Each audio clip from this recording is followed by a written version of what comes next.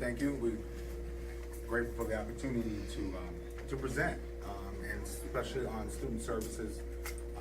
We're very happy to be a part of this conference as a Bureau of Manhattan Community College. Welcome. And we're here in the Bronx to show you what we're doing in Manhattan, and we're very proud of our Student Service Center.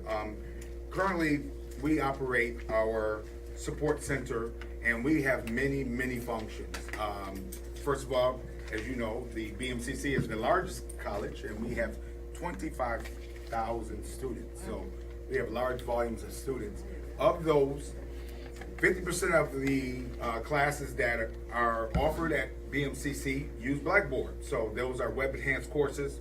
So we also support not only the e-learning side of it, we also support the faculty with Blackboard.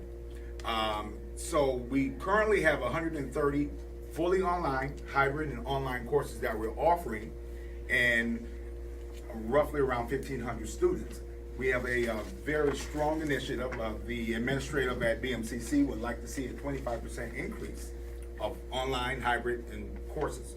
So we are really gearing up. We probably have about a good 45 courses that's going to be developed just this year alone. So online learning, e-learning, hybrid learning is definitely something that's of high interest and really needed to help manage so many students that we have at BMCC.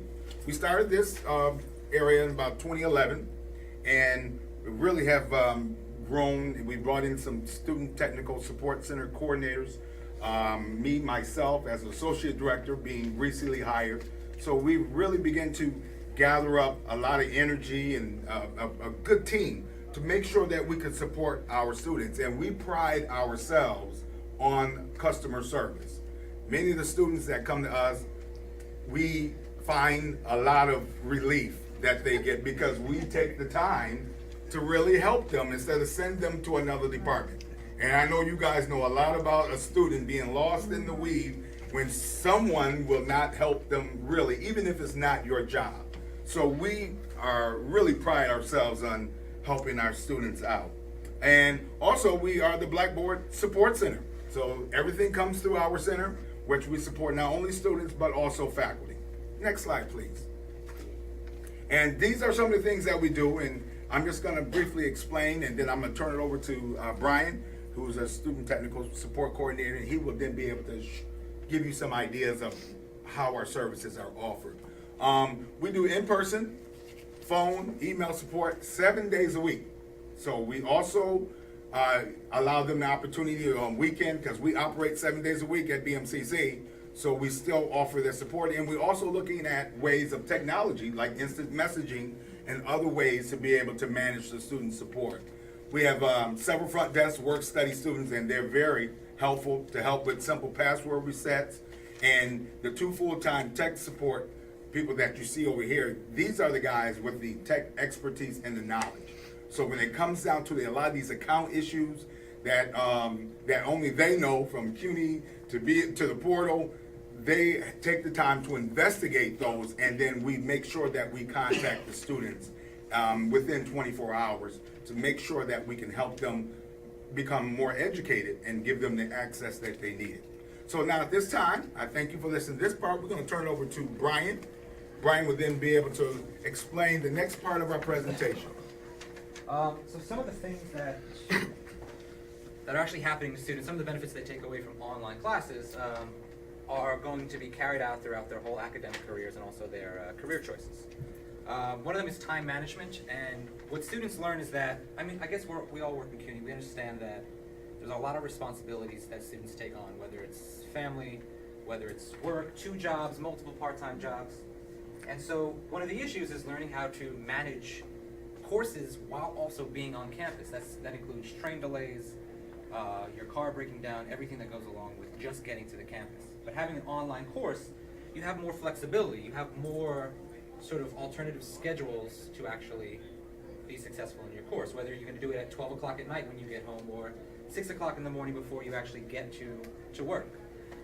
So you're learning a lot of how to manage your own time revolving around your life and not the course and the campus that exists as it is. One of the other benefits is self-discipline.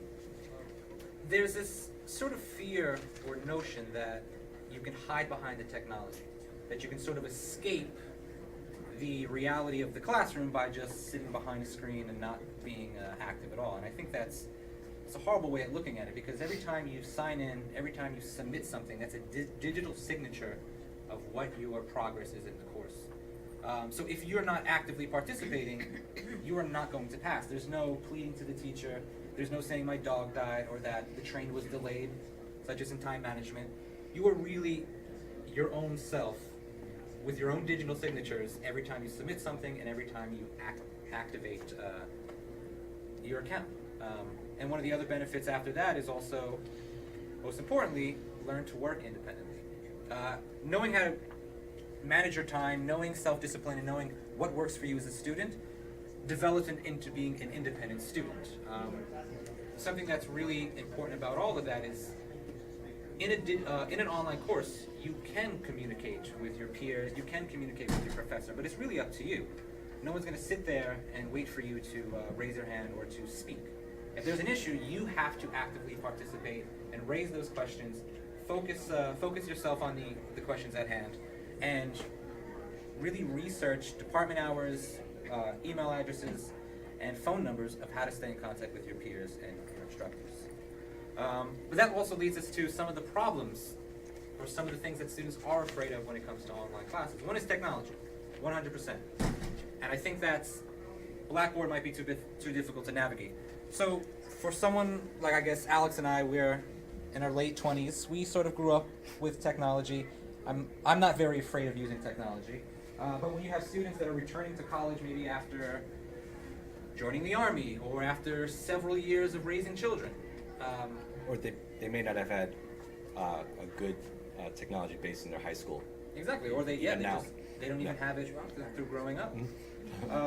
Blackboard is this weird thing, because you're in CUNY, you have your CUNY First account, you have your CUNY portal, you have your e-permit, and then you have all of these different sort of fields of where to navigate your academic experience. And then you have something called Blackboard, where you're in this class and you're using everything, all the tools, and it gets scary. Where do you go for help? I mean, if you don't know how to submit something from a desktop, uploading it or writing in a text box, it could be very scary. That also goes into support, which is something that I believe students are afraid of as well, is when you have all of this technology, where is that one definitive place you can go and get your questions answered? I think a lot of CUNY offices, they do sort of push you around. If it's not their thing, and as soon as they hear another word that is not their department, you're going somewhere else. And that's sort of terrible, because if you have a question, you might not know even how to answer the question. So sometimes it just takes listening. So when you're taking an online course and you're afraid that you won't be able to contact with people, you're not sure if you have the right count information, where do you go? Luckily, our center, as Joseph said before, we're open 7 days a week. We're always fielding questions, whether they're related to our center or not, just to delegate where the information can be sent. And sometimes we actually have to explain to students how to ask a question to another department. So they were like, oh, I was sent here because I said online. And I was like, well, what was the question? It's like, how do I register online? So, then we have to say, okay, well, you need to go to the registrar and say, I'm looking to register for this class. And it happens to be online. But the question is about registering.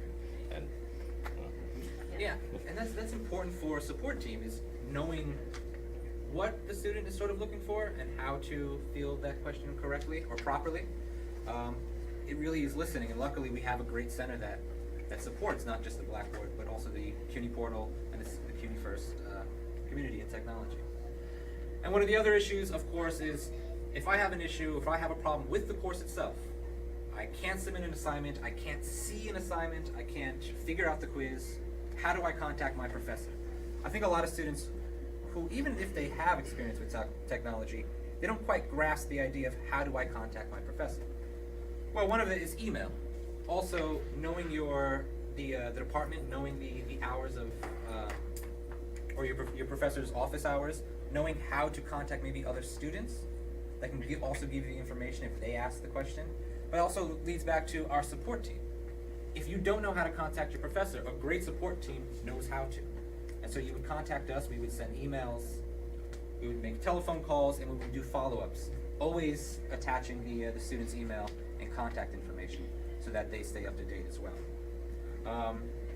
And those are some of the issues. The benefits: working independently, being self-sufficient, self-discipline, and time management, and also knowing where to go when you have issues is the most important thing, I think, for our community when it comes to online learning at BMCC.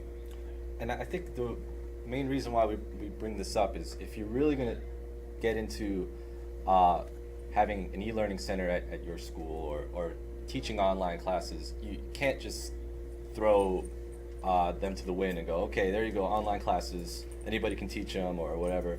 You need a place for people to go to that, and you need to kind of create this community. It's not like everybody's meeting, it's not like everybody knows each other who are taking online classes, but they at least have a place to go to that they feel comfortable with. And it will, I mean, our online classes are selling out almost after a week after they go up. So you know, once you have that, and once people feel comfortable, oh, you know what, these classes, there's a support system there available to me, and even though a lot of them don't really need it, they feel comfortable that there's that net. Yeah. And that's what we're trying to build there. Absolutely. Is that the next I one? think so. Yeah.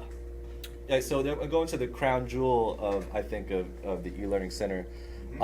We developed something called an e-learning orientation, and what this is it's through Blackboard.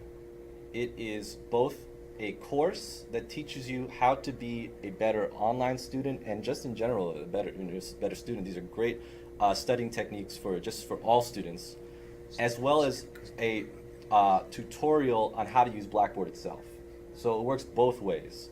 And one thing that we were concerned with is that students, you know, they may be good at technology, but maybe not this specific technology. Or they may be, you know, they know how to take online classes, but they may not know exactly what the best, you know, what to expect. So what we do is we give them this e-learning orientation, and it is both a course and a tutorial. It has assignments in it, and while doing the assignments, they are actually using the tools in Blackboard. And the assignments themselves are actually, you know, it makes people learn more about Blackboard, more about online classes. Quick question, is Yeah. it accredited course? No. Yeah, we thought about it. We kind of, what we do is we make the professors assign the course, and they give extra credit for taking it. And at the end, a grade pops up, and this, you know, we talk about how to make it more mandatory, but a grade pops up, and the student kind of sends a screenshot of the grade to the professor. The crediting in CUNY First gets tricky, because if a student drops their courses but they don't drop this course, then they lose their financial aid. You know, that's we just don't want to bother with that stuff, so we're just like, okay, they'll copy and paste into Paint. And actually I just want to open it up. Any student can, who's at BMCC, and I think if we could open it up to the rest of the community, we would. Any student at BMCC can just register for the class whenever they want. And they can take it as many times as they want as Exactly. well, so they can constantly have practice with it. Especially the submission assignments, that you can really reload the information and also enter it in the text box multiple times once you become comfortable with that technology. Mm-hmm. Yeah, one of the, for example, the discussion board assignment is which tip on taking an online course is most useful, and you know, I don't read all of them, but there's a discussion of, you know, between 500 students right now, and another assignment is answer another student when his assignment, what he answered. I don't know why it's not I don't loading. know why it's taking so long. It's the witching hour too. Yeah. And we also provide, oh, the whole thing froze. Let's see. We also provide sheets on netiquette, how to compose academic emails, time management skills, So these are things that students can use in all their classes.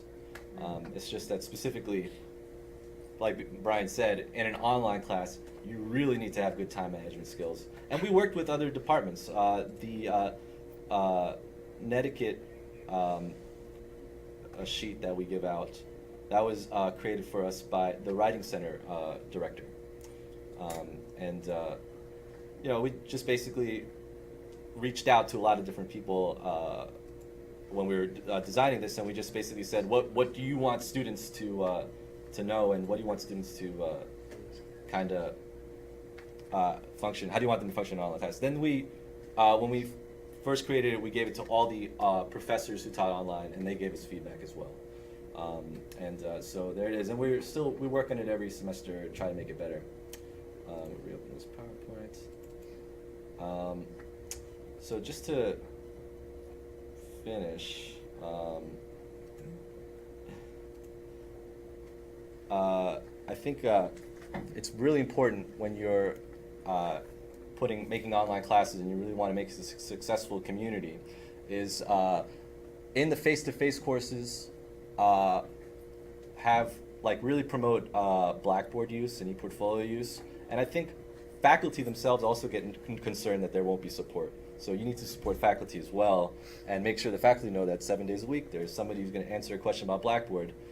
Because even you hear at other schools, faculty start using Blackboard and then they're like, you know what, there's just no support. I'm tired of having students who can't log in. I'm just not going to do it anymore.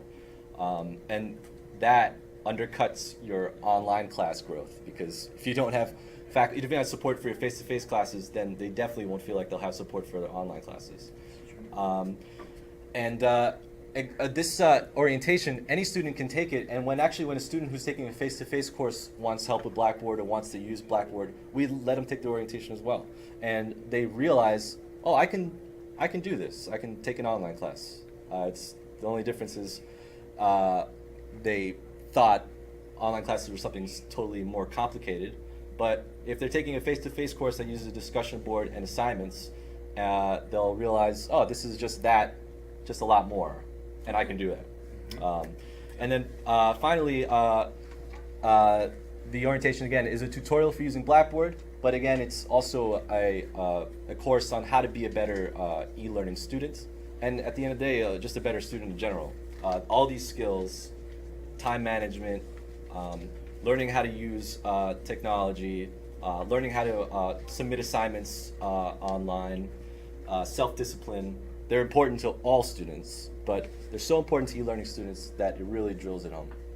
I think that's it. And so that's basically our overview on how we support a online